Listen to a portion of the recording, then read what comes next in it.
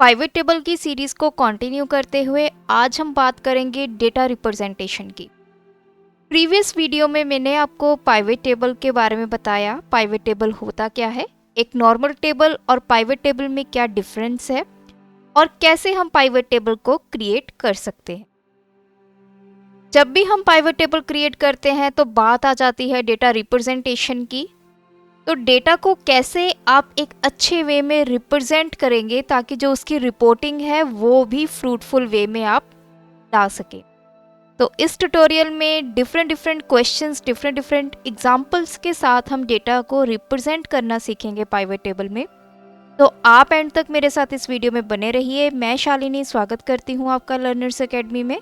चलिए इस ट्यूटोरियल को स्टार्ट करते हैं।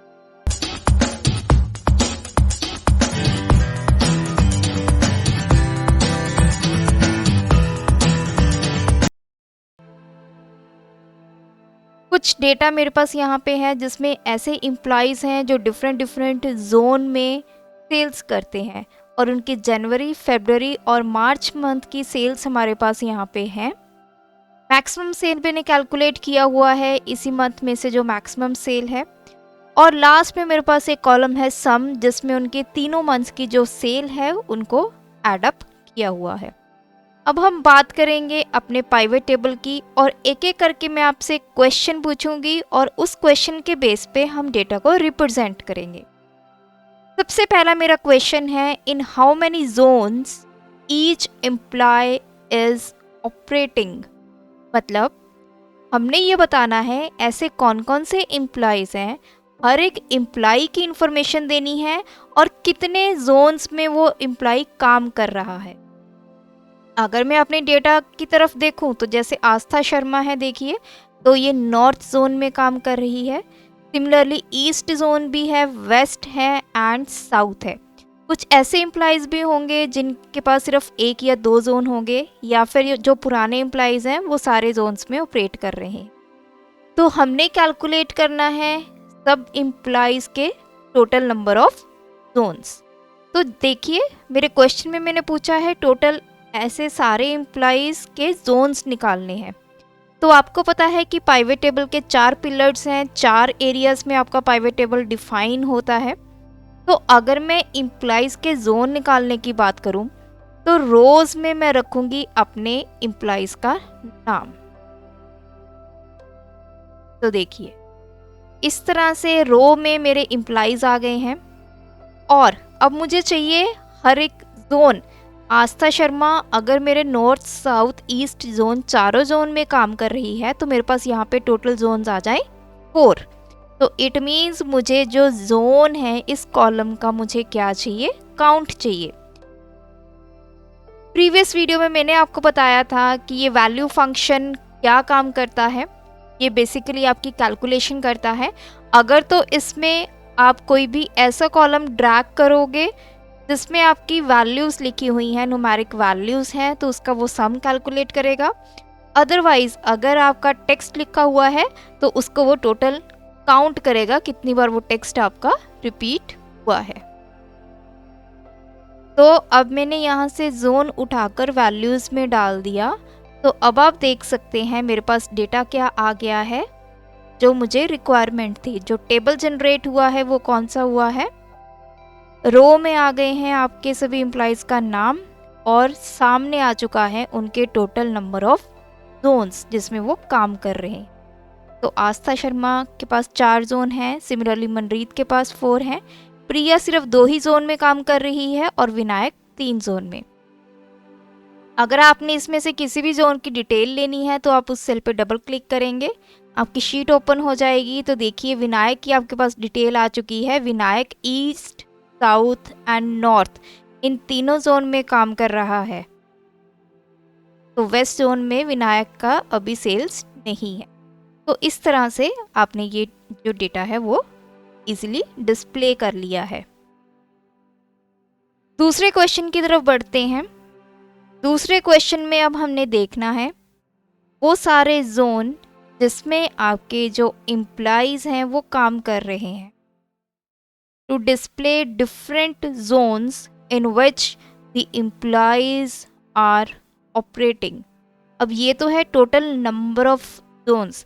अब आस्था शर्मा 4 जोन में काम कर रही है, प्रिया 2 जोन में काम कर रही है, तो अब मुझे इनको डिस्प्ले करना है कि कौन कौन से जोन में कौन कौन सा इम्प्लाई जो है वो काम कर रहा। तो जोन डिस्प्ले करने के लिए जो जोन कॉलम है इसको हम रखेंगे यहाँ पर कॉलम्स में। तो देखिए आस्था शर्मा ईस्ट में काम कर रही है, नॉर्थ, साउथ एंड वेस्ट। तो यहाँ से आपको पता चल जाएगा कि किस जोन में कौन कौन से एम्प्लॉइज जो हैं वो अपनी सेल्स कर रहे हैं। और यहाँ पे आ गया है उनका टोटल। अगर आप टोटल यहाँ पे नहीं देखना चाहते हैं तो यहाँ से वैल्यूज़ वाले एरिया में से आप जोन को उठाकर वापस यहाँ पर रख देंगे। और हम यहाँ पर जैसे ही हमने जोन को वापस रखा तो हमारे जो वैल्यूज़ हैं वो चली गई हैं, क्योंकि वैल्यूज़ की हेल्प से ही ये सारी कैलकुलेशंस जो हैं वो परफॉर्म हुई हैं। थर्ड क्वेश्चन की तरफ बढ़ते हैं। इसको मैं एम्प्टी कर देती हूँ। थर्ड क्वेश्चन है हमारा, calculate the total sales by each employ. हर एक एम्प्लॉय की हमें टोटल सेल्स चाहिए। तो देखिए ये मेरे एम्प्लॉयज़ हैं और उनकी जो टोटल सेल है मुझे यहाँ से मिलेगी। आस्था शर्मा है, नॉर्थ जोन में उसकी जो सेल है दैट इज़ 393। अब मैं चाहती हूँ कि आस्था शर्मा की डिफरेंट जोन में जितनी भी सेल है उसका टोटल होके मुझे मिल जाए। सिमिलरली प्रिया की डिफरेंट जोन में जो सेल है वो मुझे मिल जाए। तो अब मुझे जोन वाइज नहीं चाहिए, मुझे सिर्फ टोटल सेल्स चाहिए। तो मैंने अपने रो में एम्प्लॉय नेम रखूँगी और यहाँ पर जहाँ पर है वैल्यूज़ वहाँ पे मैं क्या ड्रैग करूँगी, अपना सम कॉलम, क्योंकि इसमें मेरी टोटल सेल जो है वो पड़ी हुई। तो देखिए आस्था शर्मा की 3 महीने की टोटल जो सेल है दैट इज़ 1646 आर्टिकल। मनरीत की टोटल सेल्स 1477, प्रिया की 372, सिमिलरली विनायक की 1354। तो ये टोटल काउंट आ गया कि कितने प्रोडक्ट उन्होंने सेल किए हैं इन 3 महीनों में, जनवरी, फरवरी एंड मार्च। तो नेक्स्ट क्वेश्चन है total sales by each employee zone wise. To calculate total sales by each employee zone wise. अब यहाँ पर तो मुझे टोटल पता चल गया कि इतनी इतनी सेल मेरे एम्प्लॉइज ने की है। अब मैं चाहती हूँ कि इसको जोन वाइज डिस्प्ले करूँ। तो जैसे ही मैं जोन वाइज डिस्प्ले करना चाहती हूँ तो मुझे कॉलम फील्ड में क्या रखना होगा, अपना जोन। तो इसको मैं यहाँ पर रखूँगी। वैल्यूज़ में मैं सम ही रखूँगी क्योंकि मुझे एक्चुअल में क्या चाहिए, टोटल सेल्स चाहिए। तो देखिए अब आप डेटा को देख सकते हैं कितने अच्छे वे में रिप्रेजेंट हुआ है। आस्था शर्मा की ईस्ट जोन में जो सेल है दैट इज़ 467, नॉर्थ में है 393, साउथ में 393, वेस्ट में 393। और हमारे पास टोटल सेल्स आ गई है उसकी 1646। सिमिलरली मनरीत, प्रिया एंड विनायक की टोटल सेल्स आपको अब जोन वाइज जो है वो डिस्प्ले हो चुकी। लास्ट क्वेश्चन की तरफ बढ़ते हैं। अब हमने कैलकुलेट करना है zone wise maximum sale by each employee. Now we have to calculate the maximum sale of each employee zone wise. अब ये तो है टोटल सेल। टोटल सेल मुझे पता चल गई इतनी है। अब मुझे मैक्सिमम सेल निकालनी है कि इसमें से मैक्सिमम कौन सी सेल है जोन वाइज, नॉर्थ या फिर साउथ में उन्होंने मैक्सिमम कितनी कितनी सेल की है। आस्था ने अगर 4 जोन में सेल की है तो मैक्सिमम सेल उसकी कहाँ पर है। तो इसके लिए मैं इन दोनों फील्ड्स को अभी वापस ड्रैग एंड ड्रॉप करूँगी। तो अब मुझे एम्प्लॉइज़ की निकालनी है तो ऑब्वियसली एम्प्लॉइज़ को मैं रो फील्ड में रखूँगी। कॉलम में मैं रखूँगी जोन, क्योंकि अब मुझे जोन वाइज इसको कैलकुलेट करना है। और बढ़ते हैं अब वैल्यूज़ की तरफ। वैल्यूज़ में अब मैंने क्या रखना है, मैक्सिमम सेल। क्योंकि मैक्सिमम सेल से मुझे पता चलेगा कि किस जोन में कौन सी इनकी मैक्सिमम सेल जो है वो हुई है।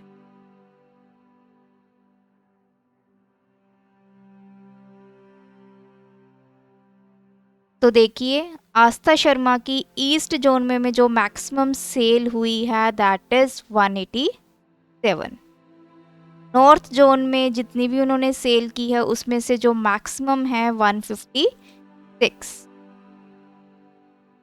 अब ये कैलकुलेट होकर कैसे आया, अब देखिए आस्था शर्मा की नॉर्थ जोन में जनवरी में सेल थी 156, फरवरी में 145 एंड मार्च में थी 92। अब नॉर्थ जोन में जो मैक्सिमम सेल हुई आस्था शर्मा की तरफ से वो हुई जनवरी मंथ में दैट इज 156 और वो 156 वैल्यू आपकी यहाँ पर आ चुकी है, ये वो वैल्यू है।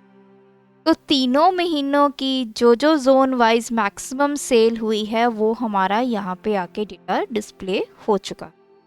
तो इस तरह पाइवेट टेबल में आपको डेटा रिप्रेजेंटेशन अच्छे से आने चाहिए।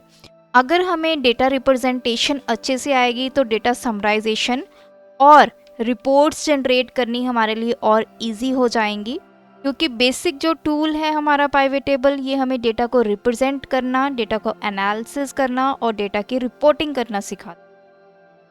तो आज के ट्यूटोरियल में हमने सीखा कैसे हम अपने डेटा को रिप्रेजेंट कर सकते हैं।